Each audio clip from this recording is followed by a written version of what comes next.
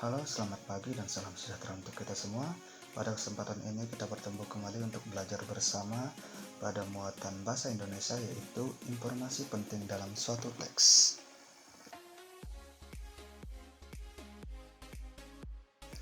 Banyak yang berkata bahwa dengan membaca kita dapat memperoleh segudang pengetahuan.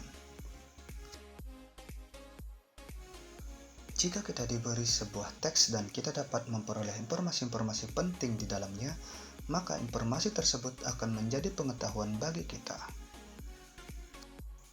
Untuk memperoleh informasi dalam suatu teks, kita tidak bisa terlepas dari kata tanya atau kalimat tanya.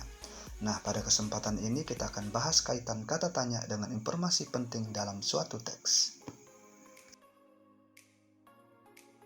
Kata tanya adalah kata yang dipakai dalam kalimat tanya untuk menanyakan sesuatu, baik itu orang, benda, perbuatan, tindakan, keadaan, situasi, dan lain sebagainya.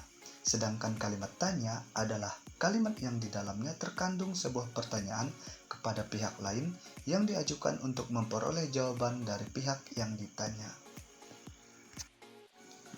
Membahas kata tanya tidak lengkap tanpa menyinggung tentang kalimat tanya.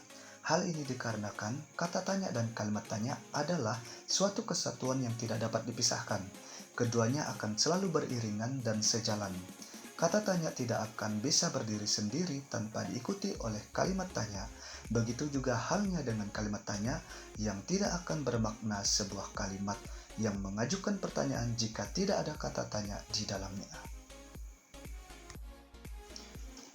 Ciri-ciri kata tanya. Pertama, kata tanya selalu diikuti dengan tanda tanya pada akhir kalimat.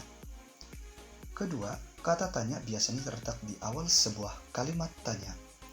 Dan yang ketiga, kata tanya seringkali diikuti atau ditambahkan dengan imbuhan sufiks kah, seperti, apakah, siapakah, dimanakah, kapankah, dan lain sebagainya. Untuk jenis-jenis kata tanya dapat kita lihat di sini ada apa, di, ke, dari mana, kapan, siapa, mengapa, bagaimana, dan berapa.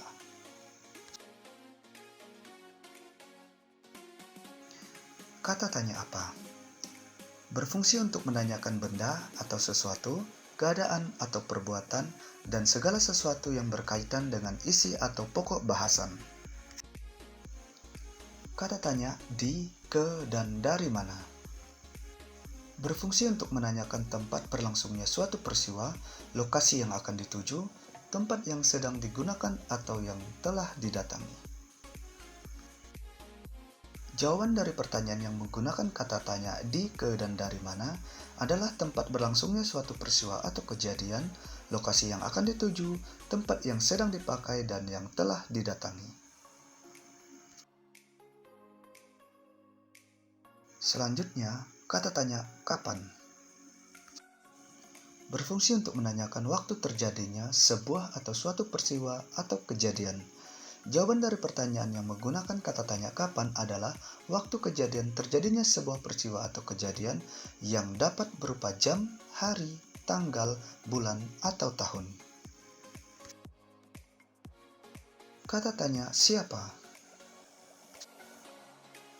berfungsi untuk menanyakan orang atau pihak yang terlibat. Jawaban dari pertanyaan yang menggunakan kata tanya siapa adalah orang atau pelaku serta pihak yang terlibat suatu hal yang ditanyakan.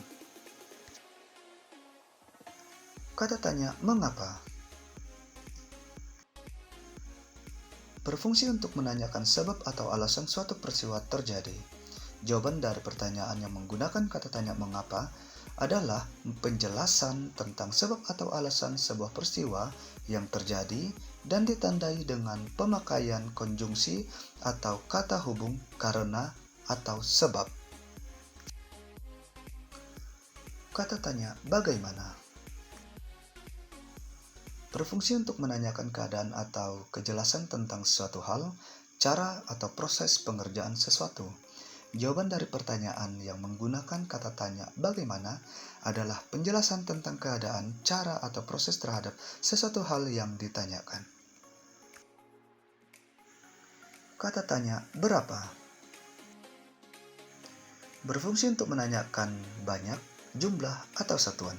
Jawaban dari pertanyaan yang menggunakan kata tanya berapa adalah banyak, jumlah, atau satuan tentang sesuatu hal yang ditanyakan. Agar lebih paham dalam menggunakan kata tanya dalam mencari informasi penting, mari perhatikan contoh berikut. Proklamasi Kemerdekaan Indonesia. Proklamasi kemerdekaan yang dilakukan pada tanggal 17 Agustus 1945 menjadi peristiwa penting bagi bangsa Indonesia. Peristiwa tersebut menjadi tonggak sejarah di mana bangsa Indonesia berhak atas kemerdekaan dan wajib mempertahankannya. Diawali dengan dijatuhkannya bom atom oleh tentara Amerika Serikat pada tanggal 6 Agustus 1945 di kota Hiroshima dan pada tanggal 9 Agustus 1945 di kota Nagasaki. Jepang akhirnya menyerah kepada tentara sekutu. Peristiwa ini dijadikan kesempatan oleh bangsa Indonesia untuk segera membebaskan diri dari penjajahan bangsa Jepang.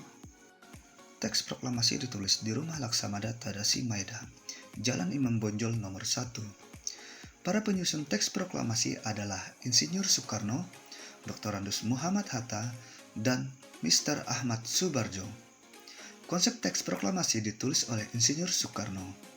Saat itu hadir pula BM Diah, Sayuti Melik, Soekarni, dan Sudiro. Soekarni mengusulkan agar yang menandatangani teks proklamasi itu adalah Insinyur Soekarno dan Dr. Andes Muhammad Hatta atas nama bangsa Indonesia. Teks proklamasi diketik oleh Sayuti Melik. Pagi harinya 17 Agustus 1945 di kediaman Soekarno, Jalan Pegangsaan Timur nomor 56, telah hadir antara lain Suwirjo, Wilopo, Gafar Pringgojigo, Tabrani, dan Trimurti. Acara dimulai pada pukul 10 dengan pembacaan proklamasi oleh Soekarno dan disambung pidato singkat tanpa teks. Kemudian bendera merah putih yang telah dijahit oleh Ibu Fatmawati dikibarkan. Berdasarkan teks di samping, dapat kita peroleh beberapa informasi penting dengan menggunakan kata tanya.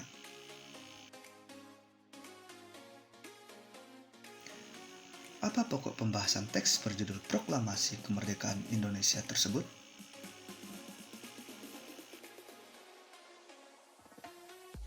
Di mana para tokoh proklamasi menyusun naskah proklamasi?